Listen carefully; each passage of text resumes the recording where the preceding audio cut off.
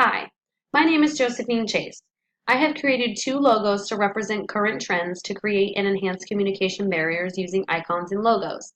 I chose this logo size because I believe it can be used at any size.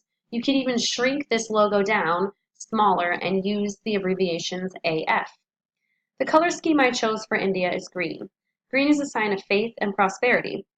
According to Colors in India culture, green also represents life and happiness. The color scheme I chose for the American logo is purple. Purple is a sign of creativity and pride. According to Lester, the color purple also represents independence.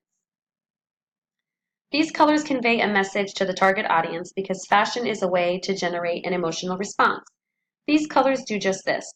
An example is green is a sign of prosperity and purple is a sign of independence. Iconic meaning generates an emotional response. In India, they use vibrant colors to generate emotional response. The color green represents a literal thought of happiness. The American logo generates an emotional response from the color purple in the sense that it responds to a literal thought of devotion.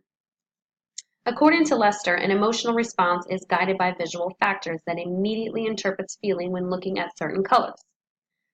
The way American and Indian target audiences respond to these logos is very different. For instance, in India, the color purple represents loyalty. This can be misinterpreted in the United States as purple represents devotion and independence. The real challenge lies in ensuring that your logo is completely understood. This marketing organization should consider using these visual elements I have visually designed because I believe we are exposed to logos throughout our life and we can frequently understand their meaning even before we have taken the actions ourselves. These logos illustrate complete understanding of American and Indian jewelry.